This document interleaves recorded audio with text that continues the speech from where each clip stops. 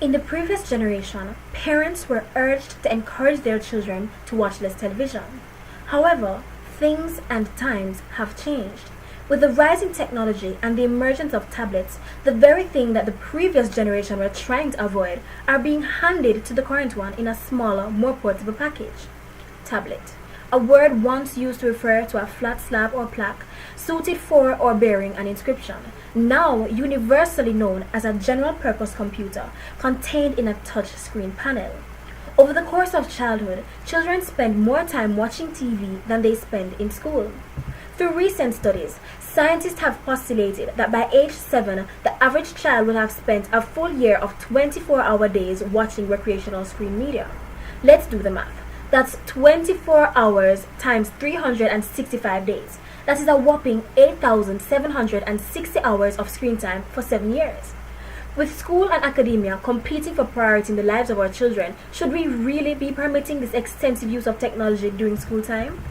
Though it is widely believed that tablets in schools is a tremendous benefit to the education process, it can be argued that premature inclusion of tablets within the education system is doing more harm than good, as tablets diminish students' comprehensive skills and are creating an easily distracted generation with short attention spans.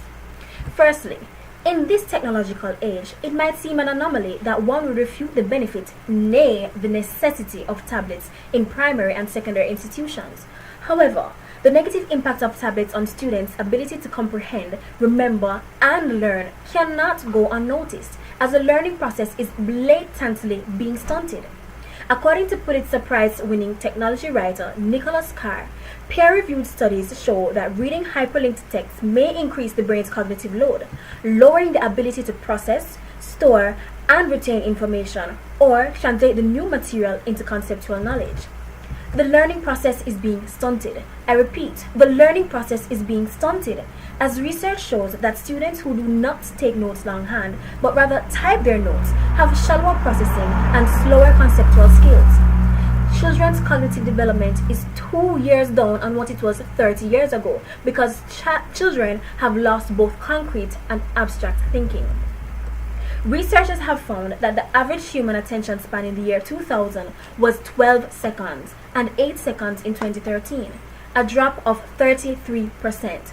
What's even more shocking is that the attention span of a goldfish was found to be 9 seconds, almost 13% more than us humans. Are you smarter than a goldfish?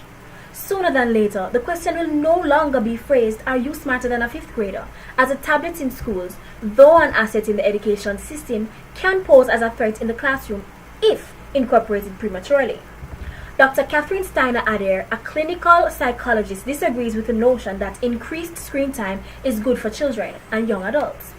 Children who are heavy users of electronics may become adept at multitasking, she argues, but they lose the ability to focus on what is most important, a trait critical to the deep thought and problem solving needed in life. Then there is digital dementia.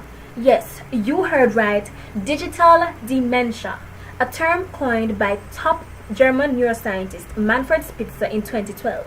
The term is used to describe how overuse of digital technology is resulting in the breakdown of cognitive abilities. Spitzer states, individuals who rely heavily on technology may suffer deterioration in cerebral performance, such as short-term memory dysfunction. While many of us grew up remembering phone numbers and other key information simply by memorizing it, most kids today have grown up not needing to remember things like phone numbers because we have devices that do it for us. In spite of evidence to the contrary, some have argued that the inclusion of tablets in non-tertiary institutions do more good than bad due to the belief that tablets help students to learn faster. However, doesn't haste make waste? In this case, evidently so, as we are running this rat race against time, trying to achieve more over shorter periods, while the picture-perfect image of how we want our children to develop and advance is being distorted by the realities of what we are creating, a mindless generation of technology dependence. Additionally, it is believed by many that technology increases children's motivation to learn. This motivation should not be confused with the dopamine that is produced from screen time, as, according to psychologist Eric Sigman, screen time, like other addictions, creates significant changes in brain chemistry, most notably in the release of dopamine. Providing a child with a lot of novelty may produce higher levels of dopamine in a child's brain, making the child seek more and more screen time to satisfy their need for this pleasure chemical. Regardless of what many are made to think, it would be hypocritical to pretend as though the effects of tablets on the minds of our children are not similar to those associated with televisions. Not only are the effects similar, they are made far worse as tablet use is being encouraged in our schools. The use of tablets is not all bad. However, there is a point where the use becomes abuse. Thank you.